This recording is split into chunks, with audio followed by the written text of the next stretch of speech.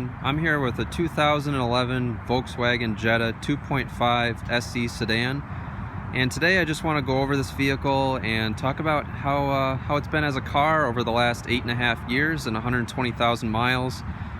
This is actually my girlfriend's car, but she also has the same taste in red as I do for my Alfa Romeo Giulia, and I think that this car has actually held up very well over the last 8 years. It's actually a pretty darn good car. I know that VW cheaped out on a few things for the 2011 model year, but overall it's been a very solid vehicle, and today I just want to go over, how the car looks inside and out, what kind of mechanical problems it's had over the couple of years that I've had it with my girlfriend, and some of the upgrades that I've done to it over the years. So walking around the car, we see that there's pretty much zero rust on this car.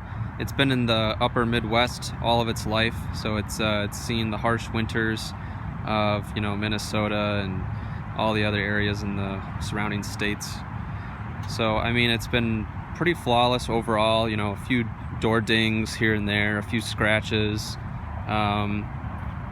a little bit of wear and tear on the bumper here from a tree that was in the wrong spot, which is all right. This doesn't have direct fuel injection, so the exhaust tips are actually have very little soot on them. And as you can see, this car actually came with a trailer hitch, which there's not really a use for it, maybe for hauling bikes or some type of not like a jet ski or anything. It doesn't have an electrical hookup, so you wouldn't be able to do that.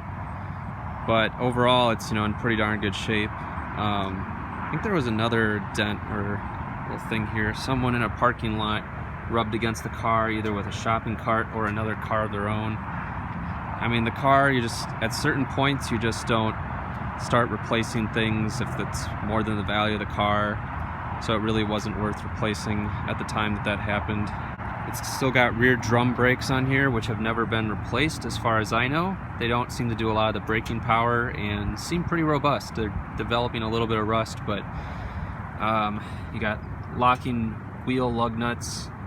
The VW emblem is missing off that wheel, which is just basically a decorative item, so it doesn't serve any purpose. The other wheels have the VW emblem on them, so those haven't fallen off yet. Overall, it's in really good shape for 2011. It does have a little bit of rust here, I guess. Developing, it's bubbling under the surface a little bit. It's not too bad though. It doesn't seem like that'd be a structural issue. It's just the sheet metal itself. So I mean, overall, all the lights work on the exterior except for the driver's side LED mirror light for the turn signal. This one, the light bulb's out right here. So that's kind of a shame, but I think for around $100 I can get that replaced, and I'm still debating if that's even worth it.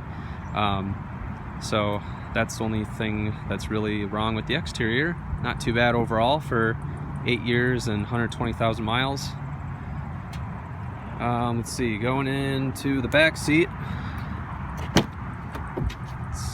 Actually in really good shape. This VTEX leatherette material that VW uses, which is like a faux leather, like a high quality vinyl, does actually really well for wear and tear, and it doesn't seem to fade or scratch super easily. It's very robust, so overall that's pretty good.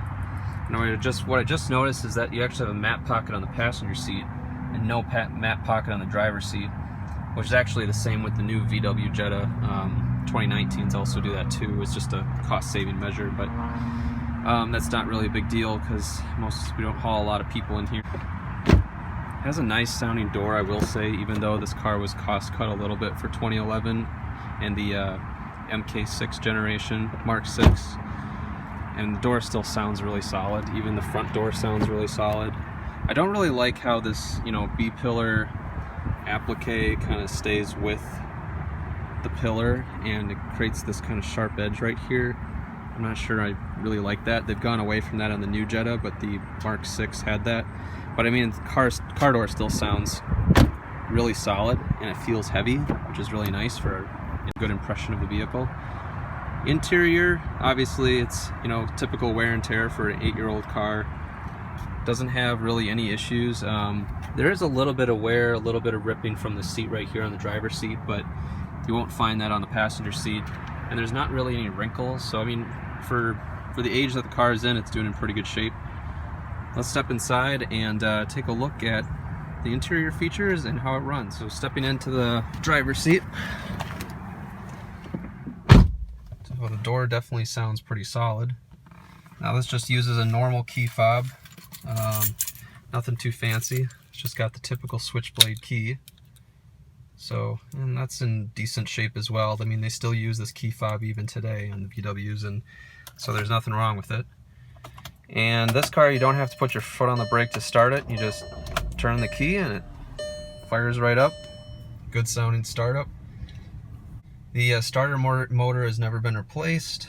I think this car, when it was first bought as a 3-year-old used car, the cruise control was not working quite right, which is here on the left, but that was fixed.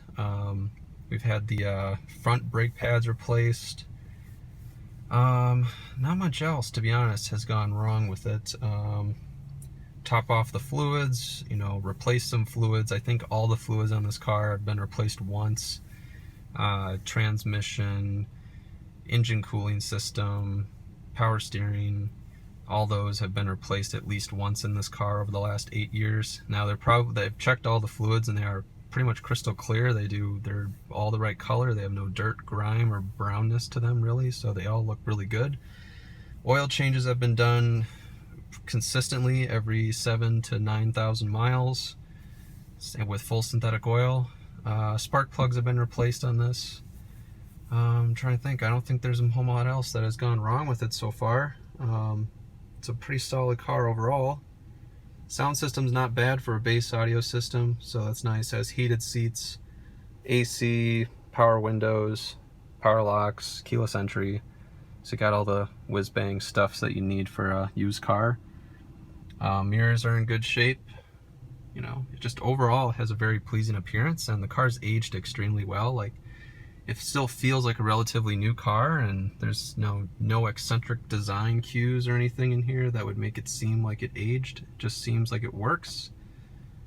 So overall, I mean, it's in pretty darn good shape. I'm really happy with it. This car even has, it has like a Bluetooth audio system, so you can play your music or answer phone calls through there. I upgraded the interior lights with last fit LED lights, which have a really nice brightness. And those I also put in the dome lights in the roof and the rear seat as well, so those are there. Makes it real nice. Not much else. I mean, overall, it's in really, really good shape. Can't really complain too much about it. Let's take a look on the outside one last time. Make sure we keep the doors unlocked. Don't want to get locked out. The only other upgrades I've done on this are some daytime running light LEDs right here, extra bright, long lasting. Some other daytime running lights on the passenger side as well. Also done low beam headlight upgrades with last fit LEDs,